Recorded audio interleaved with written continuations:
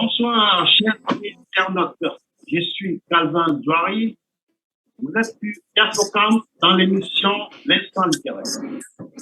L'Instant littéraire reçoit toute personne qui fait la promotion d'unité. Une émission faite sur les livres. Oui, les livres sont les outils de construction massive d'une société à venir. Ce soir, nous allons parler de livres, du journalisme, de poésie, de la femme. Ce soir, je reçois sur mon plateau une grande dame, brillante partie. J'ai nommé Nicole Bouquet-Nicolo. Elle est journaliste, écrivain. Bonsoir, Nicole. Bonsoir, Calvin. Merci pour ton invitation. Je suis très heureuse d'être avec toi et avec tous ceux qui nous écoutent, voilà, qui vont nous écouter. Merci beaucoup. Oui, je te remercie aussi d'être venu. Je suis très heureux d'ailleurs de te recevoir. Mais avant cela, on va prendre 2 minutes pour faire quelques publicités et partager notre émission. On se retrouve dans un instant.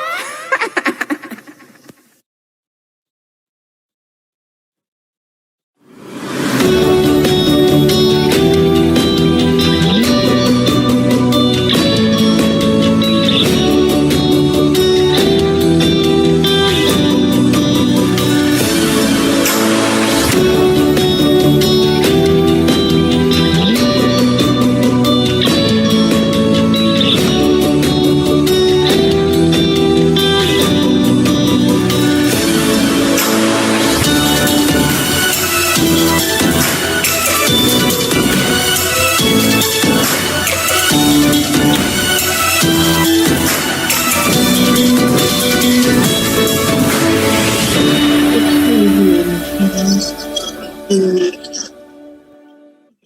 culture de vivre de la laideur. Allô, je suis en émission. Vraiment plus.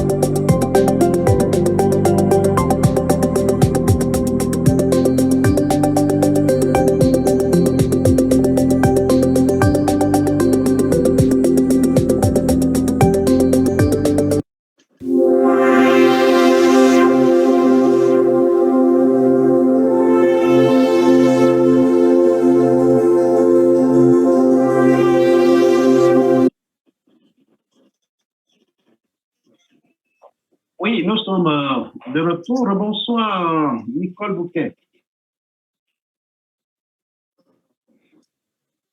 Nicole, tu es là? Nous sommes de retour. Bonsoir, Calvin. Ah, non, voilà, elle est bien là. Bon, voilà, je sais que tu es très connue à travers le grand magazine où tu exerces. Bon, maintenant, ce soir, il y a ceux qui vont te découvrir. Et à ceux-là, est-ce que tu peux te présenter?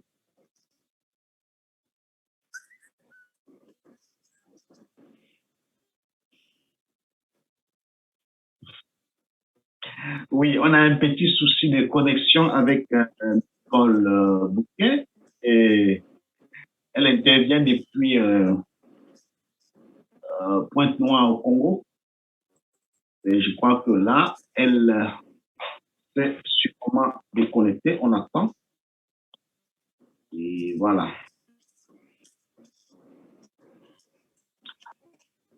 Tu es là?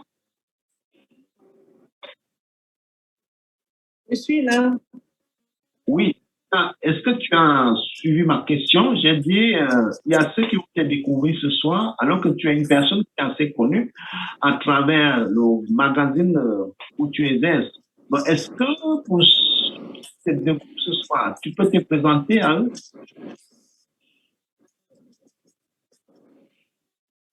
Alors, je suis Nicole Bala Nicolo Bouquet aussi. C'est mon deuxième prénom.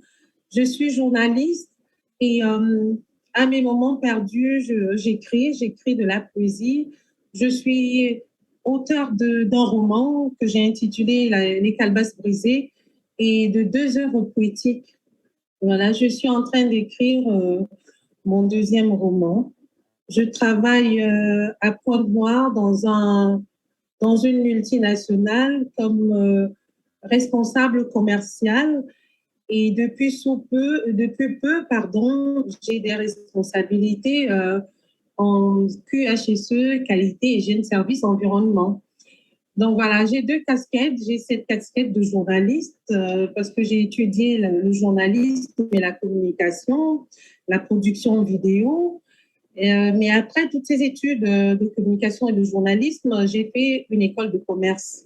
Voilà, donc j'utilise mes 2 casquettes chaque jour. Je travaille pour le journal à Milan et je travaille comme commercial dans une multinationale. Voilà. D'accord, très bien. Cette Je suis maman. Je suis maman d'un grand garçon et d'une grande fille. D'accord, c'est justement cette casquette de journaliste et de poète qui va beaucoup m'intéresser ce soir.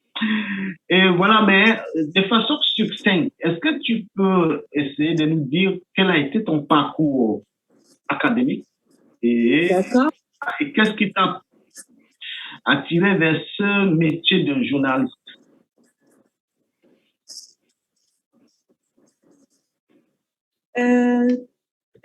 Après mon bac, je suis allée au Japon où j'ai étudié les langues, la langue anglaise et la langue japonaise.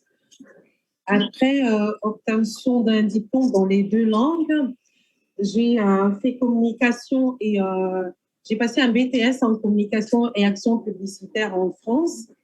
Et c'est après ce BTS en communication et action publicitaire que je me suis inscrite en faculté de journalisme à l'Université américaine de Tokyo. Après mon diplôme en journalisme, j'ai fait des études de sciences et techniques de la communication. Et puis après, j'ai fait des études de commerce dont j'ai un MBA en commerce et voilà, une maîtrise en journalisme, une maîtrise en communication. Très bien. Voilà un CV qui est assez volumineux. Et je reviens toujours que c'est le journalisme qui me fascine dans cela. Bon, le métier de journaliste revient dans... Vous avez demandé qu'est-ce qui m'a attiré dans le journalisme. Justement. Comment je suis passée dans le journalisme. Comme la connexion n'étant pas bonne, je pense qu'il y a eu une question sur le journalisme. Comment je fais au journalisme, c'est ça? Oui, justement, qu'est-ce qui... Alors moi... Pourquoi pendant mes années de collège et de lycée, j'avais une grande admiration pour certains journalistes comme Denise Epoté. Il y avait tant de journalistes au Cameroun que j'aimais bien. Et je rêvais un peu de devenir journaliste déjà à l'époque de la troisième, seconde et tout. Mais après, j'ai eu un penchant pour la publicité. Donc, j'ai fait un BTS en communication et action publicitaire. Et quand je suis allée en France pour effectuer un stage, on nous demandait d'effectuer un stage en entreprise, un stage de 6 semaines. J'ai écrit au directeur d'Amina. Il a répondu favorablement. Je suis allée passer mon stage là-bas. Et à l'issue du stage, il m'a envoyé en mission. Il m'a dit, il y a un journaliste qui est absent ce soir. Est-ce que tu peux le remplacer? J'ai dit oui, d'accord. Et je suis partie en mission de journaliste. Hein. J'ai rédigé un article et qui lui a plu.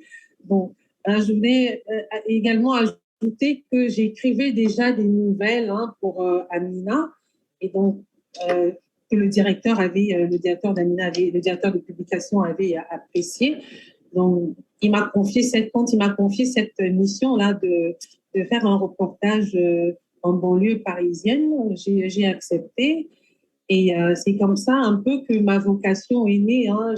J'ai pris goût à cela. Je me suis inscrite en faculté de journalisme une fois rentrée à Tokyo. Tu sais que voilà un peu comment ça s'est passé. Et après, je suis revenue pour un autre stage et ainsi de suite. Voilà, à l'issue de mes études de journalisme, il m'a demandé voilà, de travailler pour lui, mais à partir succès pour les raisons que tu sais. Voilà, tu dis que tu as pris goût. Bon, c'est un peu comme une passion. Quand on exerce un tel métier, c'est la passion ou on l'exerce comme une passion ou comme un métier?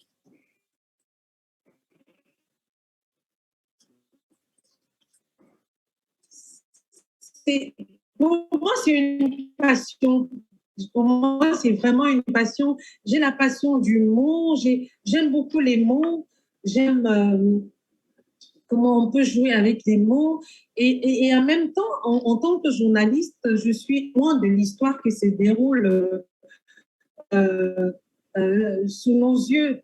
Donc, j'aime parler des gens, j'aime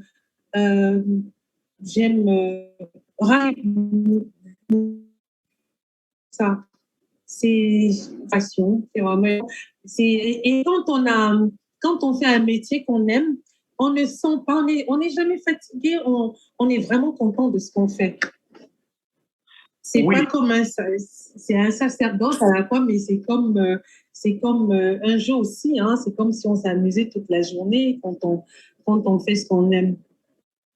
Oui, le journalisme te passionne. Bon, mais je sais aussi que tu fais des grandes percées au niveau de l'écriture. Bon, lequel des deux prend le pas sur l'autre, normalement, entre le journalisme et l'écriture? L'écriture en tant qu'écrivain. Oui. Qu'est-ce qui prend le pas sur, malgré cette passion du journalisme? Qu'est-ce qui prend le pas? Est-ce qu'on veut à tout prix être journaliste ou bien on veut être écrivain finalement? Ben oui, mais moi, je ne dirais pas que je suis écrivain, hein. Je suis un être écrivant. J'apprends à écrire. Euh, les deux se rejoignent facilement parce que c'est un peu la même chose, hein. Sauf que dans le journalisme, on est vraiment dans le réel. Alors que dans l'écriture romanesque, en roman, on est dans l'action, un peu dans le réel, plus la fiction, ça fait un roman. Mais les deux se rejoignent, on est vraiment dans le domaine de l'écriture, on est dans le domaine de la création. Parce que même quand on fait un reportage, il faut aller chercher les mots pour, euh, pour, pour bien rendre ce qu'on a vécu, pour bien rendre compte de ce qui s'est passé. Oui, mais je sais que tu es écrivain parce que tu as fait déjà une publication. L'écrivain, c'est celui qui écrit. Ça, c'est la définition la plus simple. Tu as publié déjà un ouvrage, tu es en train de préparer un autre. Je sais également que tu as épaulé pas mal d'écrivains. Voilà. Bon, quand tu couvres les événements, tu disais tout à l'heure, quand tu vas à un reportage, avec quel regard? Le regard du journaliste ou bien le regard de l'écrivain? Tu perçois ce qui se déroule devant toi avec quel Il faut regard? faire la part des choses. Comme je disais tout à l'heure, c'est pas deux professions, c'est pas deux métiers ils sont pas jumeaux. Dans le journalisme, on va en reportage, il faut raconter réellement ce qui s'est passé. Alors que donc, je pose un regard de journalisme quand il y a un regard de journalisme et dans l'écriture romanesque, c'est autre chose que les personnages, que je leur donne une dimension psychologique. Alors que dans le journalisme, tout est là. Vous êtes assis devant vous en costume gris. Je ne te vois pas là. Donc voilà, je vous décris tel que vous êtes. Alors que dans le roman romanesque, dans la fiction, je dois créer quelqu'un, je peux prendre quelqu'un qui a l'allure de Calvin, mais je lui donne les couleurs que moi-même que je veux. Je lui impose les couleurs parce que c'est mon personnage que je fabrique, Oui, que mais je crée, pardon. le journaliste ne raconte pas toujours la réalité ou la vérité. Donc, il y a aussi dans le journalisme un peu du merveilleux et du fantastique, comme dans la création Le littéraire. journalisme,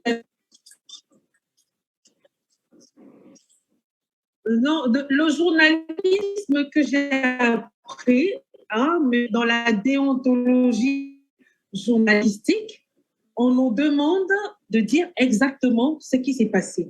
Il y a le qui, que, quand, le qui, quoi, quand, où, qui sont obligatoires. Donc, il n'y a rien à inventer. Oui, mais dans la réalité de tout ce qu'on voit, par exemple, quand les journalistes français, par exemple, font des reportages en Afrique, ils viennent montrer toujours des images désastreuses. Est-ce que c'est vraiment ce qu'ils ont vu? Ils ne parlent pas sur le côté merveilleux, ils viennent raconter toujours un peu du sensationnalisme, des sensations. Vous parlez de là, il s'agit de quel journaliste? Moi, je reprends, je dis bien, hein, moi, je ne sais pas si, moi, le journalisme que j'ai étudié m'empêche de faire cela. Ah, d'accord. Donc, vous respectez la déontologie. Si je trouve un accident et qu'il y a eu 3 morts, je ne dirais pas qu'il y a eu 4 morts. Je dirais qu'il y en a eu 3. Je ne vais pas inventer un 4e. D'accord, je suis très d'accord, Nicole. Après, vous avez le journalisme, c'est le cas quatrième pouvoir. Hein. Il y a des journalistes qui sont en mission pour dénigrer ou pour saboter, ou je ne sais pas moi. Mais ce n'est pas la déontologie qui est professionnelle des journalistes qui le demandent. Bon, imagine un journaliste qui irait dire qu'au Rwanda, on a exécuté en un jour 200 000 personnes. Est-ce que ce genre de vérité ne peut pas créer des troubles? Est-ce qu'il doit à tout prix toujours dire la vérité lorsque ça peut toucher l'ordre social, par exemple? C'est ça, c'est à ce niveau. Bon, on va continuer. Voilà. Tu as écrit le 24 juillet sur ta page Facebook, écrire ce désir à chaque fois de recoudre la terre déchirée, de recueillir dans un léger tissage des paroles, des images éparses du devenir et les rendre un instant solitaire. Écrire, s'asseoir pour voir se lever le monde, réinventer, se lever dans le jour des mots. Écrire pour célébrer la beauté, le temps qui passe sous la houlette de nos cuillères muettes. Mais ça m'a vraiment emporté, quoi. Bon, mais dans l'écriture, quand tu fais un tel texte, qu'est-ce qui te rassure dans l'écriture? Ce que tu écris ou l'écriture d'une autre écrivaine qui te fascine?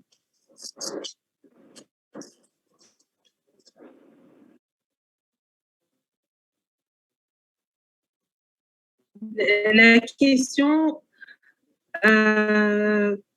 c'est l'écriture poétique. J'ai pas bien entendu ta question. D'accord. J'ai dit que c'était une référence sur un passage que tu avais publié. C'était une écriture poétique. Oui, ça j'ai compris, oui. La question, c'était que quand tu as écrit un beau texte comme celui-ci, qu'est-ce qui t'anime? C'est ton... Comme celui-là, oui. Ou bien celle d'une autre personne que tu aurais rêvé d'être.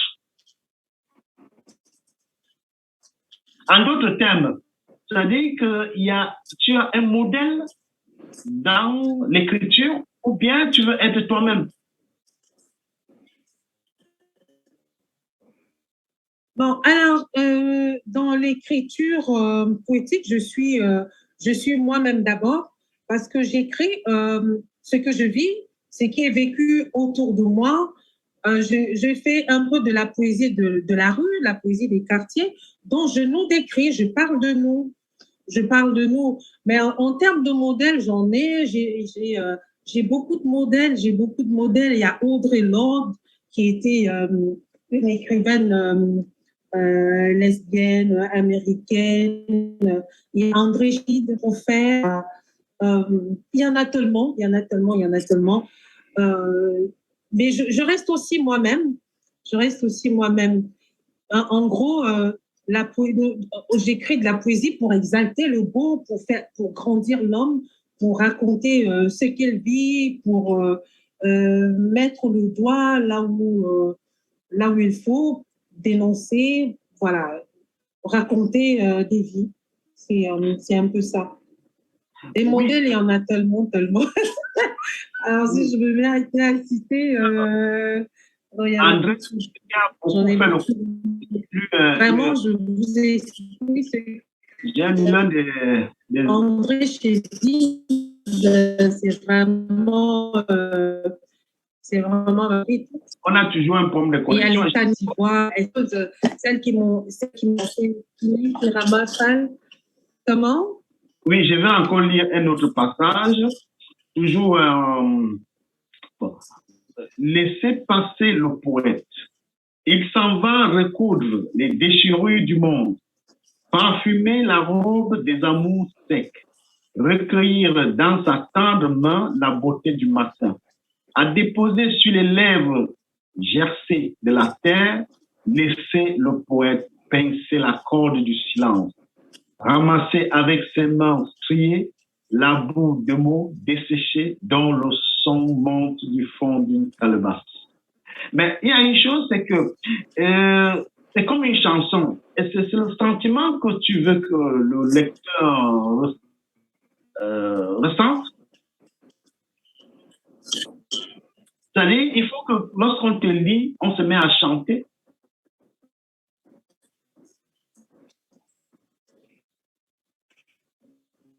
Laisser passer le poète. Ouais, il faut laisser passer le poète. Le poète n'est pas un ennemi, le poète est un ami, le poète est un frère. La poétesse est une sœur. Le poète, c'est quelqu'un qui trempe sa plume dans une encre généreuse et fraternelle. C'est quelqu'un qui vient avec des mots pour apaiser des mots. Bon, il vient passer à l'heure meurtrière, il vient passer un baume sur la blessure. Donc, c'est vraiment un ami. Et je dis, il ne faut pas tirer sur lui. Il vient, ouvrez-lui la porte, laissez-le s'installer, laissez-le avec ses mots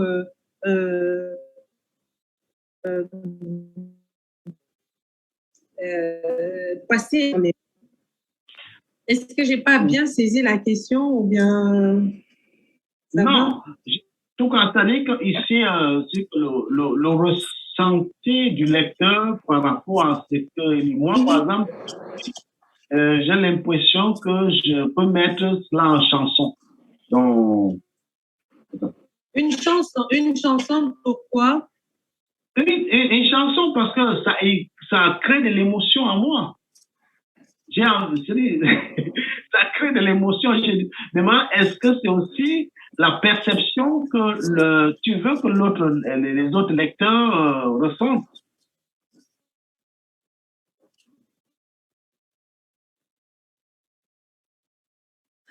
Le ressenti, est-ce que la musique, est-ce que on met des mots en musique? Est-ce que c'est ça qui t'attire plus que les mots? Je ne sais pas.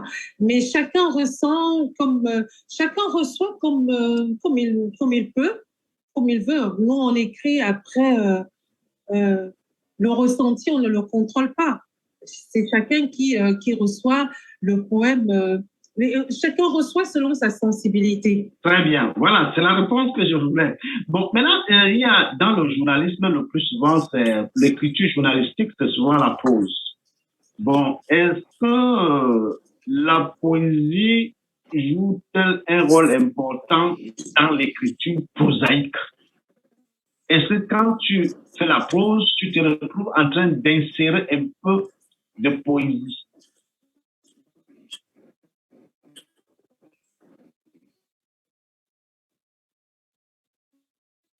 Est-ce que je me sers de la poésie? Non, je disais que... Non, du tout, du tout. L'écriture... Quand on écrit... Non, l'écriture journalistique, pour moi, elle n'a pas grand-chose à voir avec l'écriture poétique. Comme je l'ai dit tout à l'heure, c'est deux créations différentes. Dans l'écriture journalistique, on va très vite en rencontre. Alors qu'en poésie, on doit choisir des mots, on doit aller les chercher, on doit les mettre en musique. Et puis, quand on écrit de la poésie, on habille les mots différemment. Les mots qui courent nus dans la tête, là, dans notre cervelle, il faut les habiller. Il faut leur mettre des robes, des vêtements du dimanche, voilà. Il faut les habiller très bien. Quand tu voudras dire, par exemple, si je veux dire Calvin me manque, en écriture journalistique, je vais dire Calvin me manque. Mais en écriture poétique, je dirais ce jour, je sens ce que je vais dire, par exemple, au lieu de dire Calvin me manque, je vais dire ce jour, ta présence, ton absence est très présente. Un truc comme ça, voilà. D'accord. Je ne vais pas dire il me manque, tout simplement, je vais dire quelque chose, je vais habiller ça d'une autre manière. Je comprends. Pour rendre je vais dire la vie, ta présence, c'est comme des bras qui se nouent. Ton absence, c'est des bras qui se nouent sous une couette froide. Je vais créer quelque chose pour rendre ce que j'ai envie de dire un peu plus beau. Voilà, donc là, c'est des mots de tous les jours, mais habillés en vêtements de fête. Voilà. Bon, mais qu'est-ce qui fait la spécificité de l'écriture poétique? C'est ce que je viens de dire. La spécificité, c'est ça, c'est-à-dire trouver des mots, aller chercher des mots qui sont beaux et les habiller, les habiller. C'est ça, c'est l'exaltation du beau. C'est l'exaltation du beau, l'exaltation de la le sublime, le merveilleux, voilà, c'est très bien. Ok, voilà. Je vais encore lire, je vais lire un bel hommage que j'ai toujours découvert sur ta page, de la part d'un ami, Franck Dupiton. Il dit, mon honneur à toi, ma sœur amie, l'honneur devrait être la chanson fredonnée à la poétesse, l'humaniste, le journaliste Nicole Bouquet-Nicolo. Jamais elle ne laissera empaler dans un coin ses inspirations, sans laisser entendre gémir son cœur de la douleur du monde. Elle assume son devoir de ma perception. Elle franchira toutes les frontières avec sa tête scellée sur ses épaules et son regard innocent mariné de fidélité. Dans ses poèmes, elle fait naître la parole. Elle se bat contre l'injustice. Présente-toi, ma sœur. Ton affinité est symbolique et tes ardentes aspirations virevoltant en prodige. Tu charries ton cœur de ces bouffées de bien longtemps fécondées de ton âme lyrique. Tu as pu décider tes complaintes sur le sable doré où tu ne restes indifférent à la douleur des démunis, des moins aimés de la planète. Tu vois atteindre le rêve dont ton cœur fut passionné à pléthore est un honneur. Voilà, c'est-à-dire que c'est un témoignage qui est assez vibrant. Selon toi, ce témoignage est-il mérité et sur quels critères il se base pour faire un témoignage aussi merveilleux à ton encontre? Alors, France Dupiton, c'est un ami haïtien, il est peintre. Nous faisons à peu près le même travail, mais lui, il travaille avec des pinceaux, avec des couleurs, et moi, je travaille avec les mots. Donc, nous sommes deux artistes. Oui.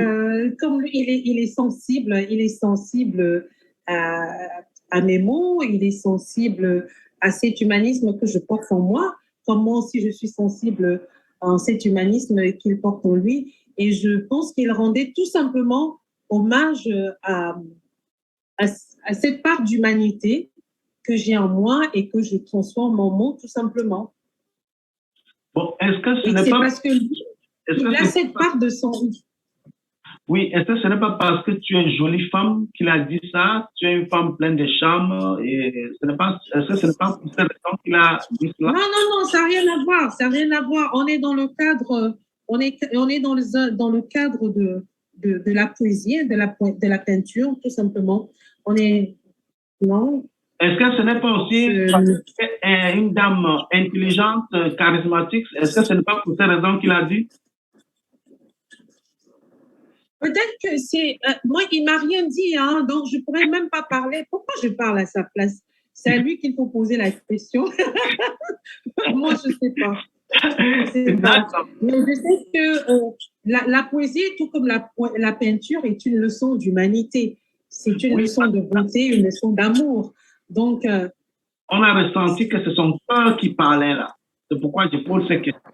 Bon, voilà, merci à... C'est pas son cœur qui a parlé, hein, il a écrit, c'est sa plume qui a parlé, c'est pas son cœur. Oui, d'abord le cœur. Il a retransmis ce que son cœur jaillissait. Et puis, voilà. C'est-à-dire ça vient du cœur d'abord et de la tête pour mettre sur écrit. Bon. On va lui poser la question. Oui, bon, ça ici, c'est le cœur platonique, hein. si peut-être, voilà, c'est le cœur platonique qui parle ici. Je n'ai rien dit, moi. Je n'ai rien dit.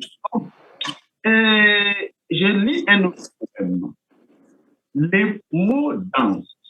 C'est pas même les mots dansent. Parfois sombres, parfois enjoliveurs. Un seul mot peut te causer des blessures. Des aiguilles traverseront ta chair, ton sang coulera, sur ton cou, ton ventre, ton âme souffrira, endurera. Les mots peuvent être l'âme aiguisée. Troubler la quiétude d'un chef assis sur ses convictions, entraîner une condamnation à mort, des mains essuieront ton sang que tu perdras en flot en un battement de style. Voilà. Nicole, lorsque tu ébauches les poèmes, sur quoi fais-tu le plus attention? Sur un mot, sur une phrase ou un vers? C'est avec des mots qu'on tisse des vers. Oui. Mais... Donc, un vers, c'est un assemblage de mots. Quand j'ai écrit ce texte-là au lendemain de la tentative d'assassinat sur Salman Rushdie. C'est pour ça que je dis les mots sont capables de tout. Ouais. Les mots peuvent nous élever et comme ils peuvent même être notre linceul, pardon. Donc, peut tuer, quoi. C'est pourquoi j'ai dit, c'est le mot, on fait trop attention aux mots. Et... Oui, il faut faire attention, même quand on est en société, quand on est en famille, nous faisons attention aux mots qui jaillissent de nous. Et il faut faire, tant qu'ils sont à nous, on peut encore les maîtriser, on peut les choisir, on peut les trier rapidement et puis décider de ceux qui vont sortir. Parce qu'une fois qu'ils sont partis, une fois qu'ils sont sortis, on ne peut pas les rattraper. Comme on dit, on peut pas ramasser le lait ou l'eau qui est versé. Donc, c'est pour ça que je dis qu'il faut faire attention. Et en pensant à Salman Rushdie, je me disais, s'il n'avait pas écrit ci ou ça, il ne serait pas dans cet état-là, tout simplement. Oui, lorsqu'on écrit aussi des poèmes, est-ce un monde qu'on explore ou on crée un autre monde? Est-ce qu'on fait quoi? Est-ce qu'on explore un autre monde ou on crée un autre monde? On crée un autre univers?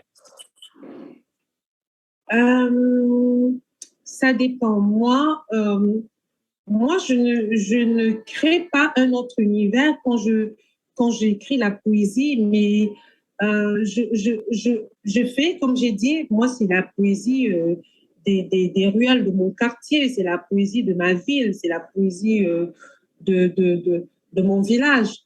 Donc, je prends vraiment dans la nature, je prends devant, je puise dans ce qui est en face, dans ce que j'ai en face de moi, dans la nature qui s'offre à moi, je puise dans les gens qui s'offrent à moi. J'ouvre ma fenêtre, je vois des gens et puis je les décris, je parle d'eux, de ce qu'ils disent, j'écoute leurs échanges, j'écoute. Voilà, c'est un peu ça. Oui, Nicole, tu écris très bien. Ça, il faut déjà que je te le... Lorsque je te lis, je suis vraiment impressionné. Quand on écrit dans un grand magazine comme Amina, parce que c'est un magazine qui a formé notre jeunesse, hein. C'est vrai que la plupart, c'est un magazine qui est beaucoup plus orienté vers la gente féminine, mais nous, les hommes aussi, nous avons beaucoup lu et nous sommes beaucoup cultivés dans ce magazine. Est-ce que lorsqu'on écrit dans un magazine comme celui-là, est-ce qu'on est une femme leader? Est-ce qu'on est quoi? Une femme leader. Est-ce qu'on est une femme leader quand on est dans un grand magasin? Alors moi, femme leader, c'est quoi? Femme leader, c'est quoi? Non, c'est pas femme leader. Si tu as fait l'anglais. Non, c'est vraiment pas une préoccupation pour moi. Non, pas du tout. Femme leader, non, je ne... non, j'ai jamais été appelée comme ça. J'ai toujours été journaliste. Non. Non, mais une femme leader ici, c'est un peu, on dit aujourd'hui la femme, le leadership féminin est quelque chose qui est très marqué. Lorsqu'on est dans Amina, lorsqu'on on lit Amina, on constate qu'il y a beaucoup d'interviews, vous mettez des femmes en avant, vous donnez des conseils, il y a des multiples enseignements à travers ce journal. Et là, du moment où déjà on essaie de transmettre des savoirs à d'autres, on peut s'affirmer comme leader. C'est de ça que je parle. Ah non, non alors, moi je suis journaliste. C'est moi qui cherche des femmes. C'est moi qui vais à la recherche de ces femmes leaders-là. Elles ne viennent pas vers la leader ou le leader, mais c'est moi qui vais vers elles. Moi, je donne la parole. Moi, je suis Amina. Amina, c'est le porte-parole de la femme africaine. C'est le porte-parole de l'évolution, de l'émancipation de la femme africaine et caribéenne. Donc, nous allons chercher des têtes, nous allons chercher des femmes qui viennent nous parler de leur quotidien, de ce qu'elles font, de leur évolution, etc., etc. Amina, c'est un magazine qui donne la parole à toutes les femmes, même la femme vendeuse de cacahuètes qui, avec son commerce, arrive à nourrir sa famille, envoyer ses enfants à l'école. On en parle comme ça peut impacter une autre femme. Donc, c'est ça que nous faisons. Ce sont ces femmes-là qui sont des leaders dans leur domaine. Vous avez des femmes qui tissent le coton, vous avez des femmes qui sont ministres, des femmes chefs d'entreprise et tout ça. Ce sont celles-là qui sont leaders. Et le journaliste n'est pas leader. Le journaliste va vers les leaders. Oui, maintenant, sur quels critères vous vous basez pour qualifier une femme de leader? Est-ce qu'une agricultrice, une paysanne peut être une femme leader? Non, moi, c'est un terme que je n'ai pas beaucoup utilisé. Pionnière, j'ai utilisé. Quand il s'est agi de parler d'une femme comme Annette Mbaye d'Erneville, qui a été la première journaliste africaine, la première romancière, la première poète. Là, je parle de pionnière. Mais il y a des femmes leaders, mais c'est pas... Non, à Mina, c'est pas notre préoccupation de dire qu'une femme est leader ou qu'elle ne l'est pas. Nous parlons tout simplement des femmes de l'évolution de la femme, des femmes qui sont en entreprise, qui sont en politique, qui font tourner l'économie, qui prennent part à l'évolution d'un pays, que ce soit économiquement, socialement ou politiquement. Leader, c'est pas. Oui, et aussi, vous avez aussi marqué, vous avez marqué l'Afrique, je peux dire l'Afrique, parce que vous avez fait la promotion, non seulement des idées, mais du savoir-faire de la femme africaine. Bon, est-ce que tu penses que toutes ces femmes que vous avez mis en avant depuis peut-être 40 ans ou 50 ans déjà, est-ce qu'elles ont tiré un bénéfice de tout cela? Oui, moi je peux dire qu'à Pointe-Noire, j'ai rencontré, je vais vous parler de tout ce qui me vient en tête tout de suite là. Oui. J'ai interviewé une dame qui était stagiaire chez un avocat. Paix à son âme, elle est décédée aujourd'hui. Je l'ai interviewée. Son interview est passée dans le magazine Amina en 2006, je pense. 2 mois plus tard, elle est venue me voir avec un tissu, avec des cadeaux et tout ça. Elle m'a dit, j'ai ouvert un cabinet. Depuis que j'ai été interviewée, les gens m'ont encouragée à ouvrir mon cabinet. C'est fait. J'ai retrouvé aussi des femmes. J'ai rencontré une dame qui est à la tête d'une association, une association des secrétaires de direction. Et elles m'ont dit, on a créé un groupe parce que Nicole m'a interviewée, j'ai mis mes coordonnées et il y a d'autres femmes qui m'ont appelée, ainsi de suite, et on a formé une association. Donc, quand nous faisons les interviews, nous mettons les coordonnées des femmes et puis il y a des connexions qui se font comme ça. Il y a des femmes qui vont vers les autres de manière spontanée et elles font de grandes choses plus tard, parfois à notre insu. Oui, voilà, exact. Bon, voilà. Maintenant, comme on était je suis en train de parler un peu de la femme, bon, voilà, j'aime bien poser cette question s'il y a une femme qui vit dans la société, qui vit dans le monde. Bon, est-ce qu'on peut faire déjà un bilan de la femme africaine? Où en est-elle depuis les indépendances? Où est-ce que la femme en est depuis les indépendances? Oui, la femme africaine, la femme africaine. Bah, il y a une évolution. Il y a eu une femme présidente au Libéria. Comment elle s'appelait la présidente? Il y a des femmes premiers ministres. Il y en a eu une au Sénégal. Il y a des femmes ministres au Congo. Le nombre des femmes ministres est passé, on a été de 2 à 8. Mais ça évolue. Ça évolue partout. Il y a des femmes chefs d'entreprise, on les retrouve partout. Il y a des femmes électriciennes, mécaniciennes, chauffeurs de taxi. On touche même au métier des hommes qui étaient réservés à la gente masculine. On les retrouve maintenant, on retrouve des femmes dans ces métiers-là. Ça a énormément évolué.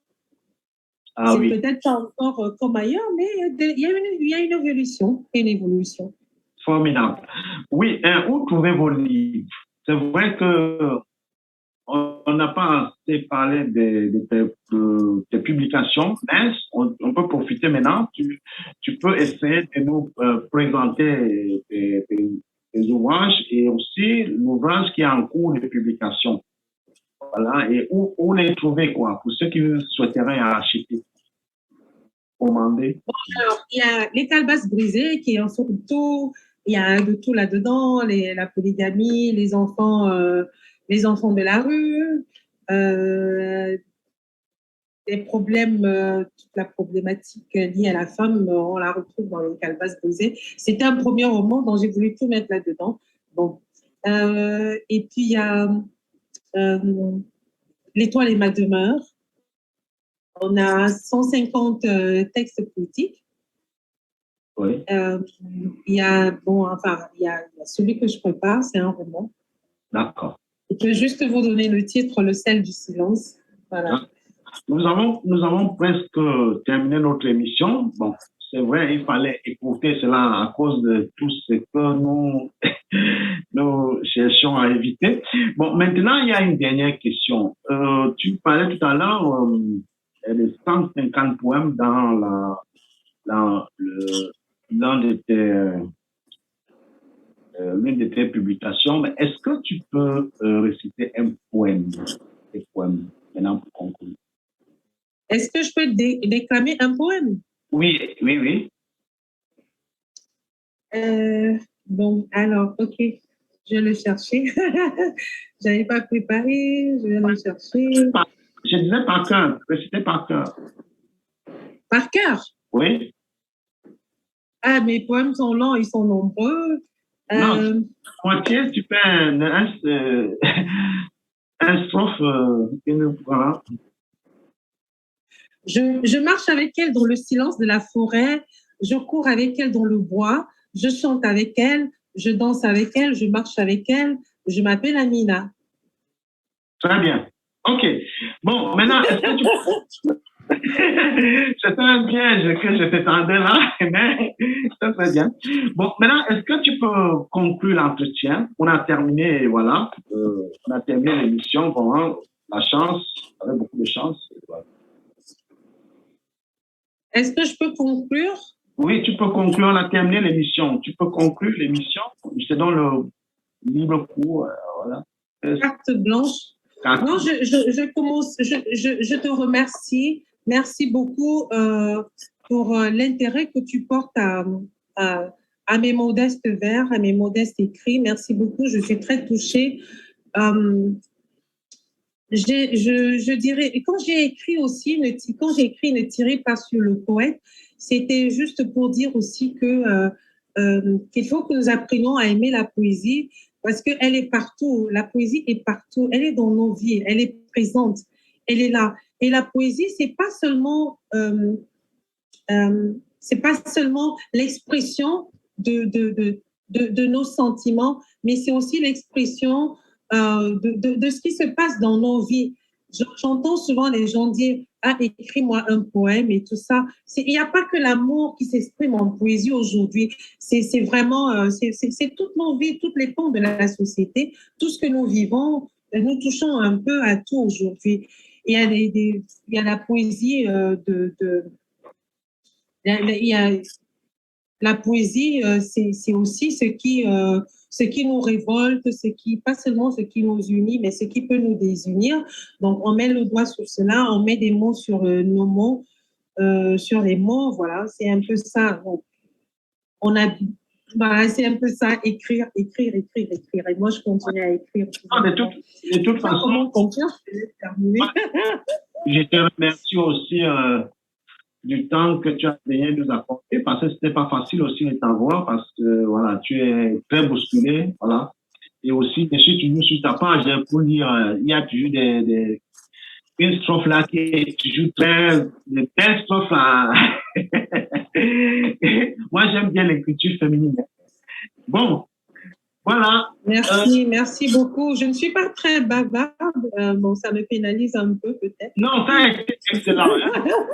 Excellent. C'était plus que ce que j'avais espéré.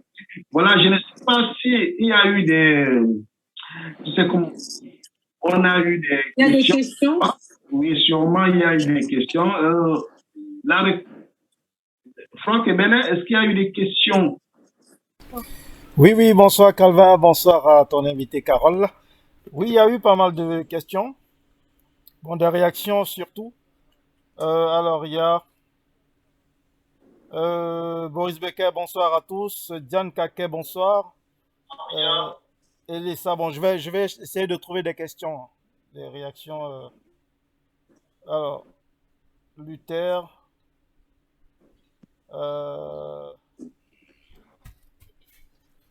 Alors, êtes-vous aidé de quelqu'un pour écrire vos livres de la part de ta crise cardiaque? Non, pas du tout. Je fais relire mes écrits juste pour m'assurer qu'il n'y a pas de coquilles et pour... voilà, c'est surtout pour ça. S'il n'y a pas un mot d'oublié ou s'il n'y a pas aussi... il y a des fautes, ouais, parce que je peux en faire aussi. Donc, je me fais relire. C'est très important de le faire. D'accord, très bien. Alors, toujours ta crise cardiaque. Étant jeune, pourquoi vouliez-vous devenir écrivaine? J'avais cette passion-là en moi, la passion d'écrire. C'est venu comme ça pendant mes années de collège. J'avais une profonde admiration pour les écrivains. Et, et puis, ça a commencé à faire du chemin en moi. Je me suis dit que je pouvais écrire aussi. Voilà.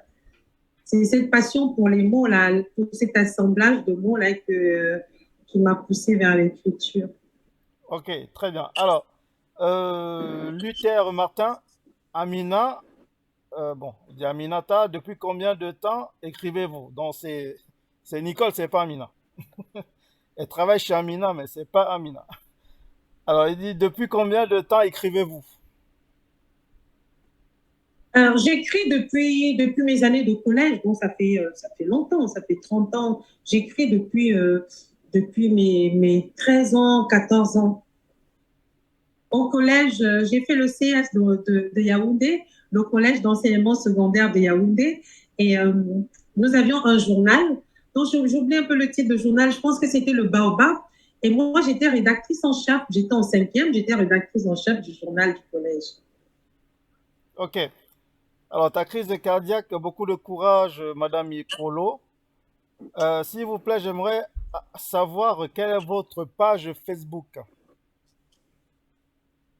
Nicole Bouquet-Mikolo, tout simplement. Voilà. Alors, comment faire pour vous contacter? Par la page. C'est toujours ta crise cardiaque.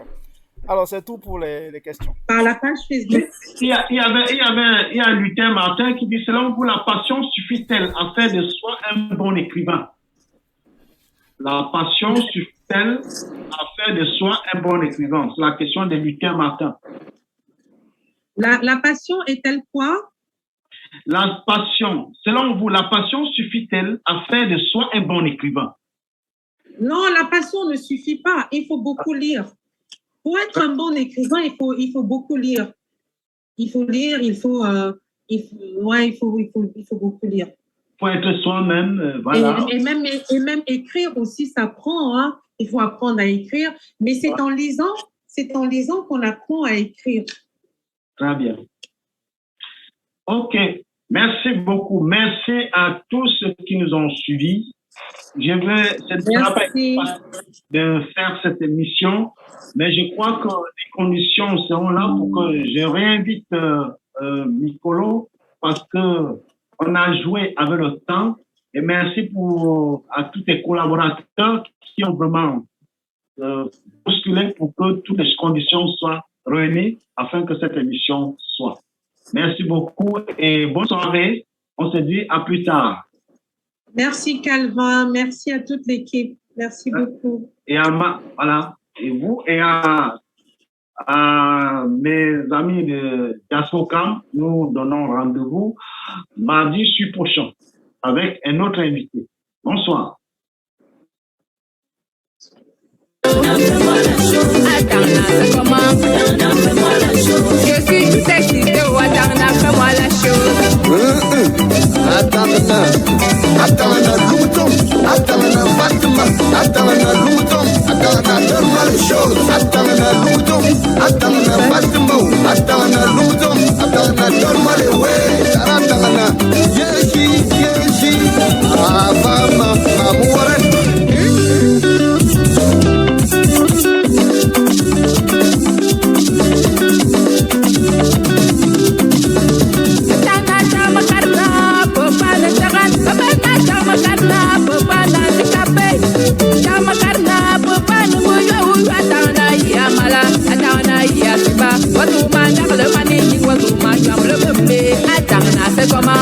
Fais-moi la chose. Fais-moi la chose. Fais-moi la chose.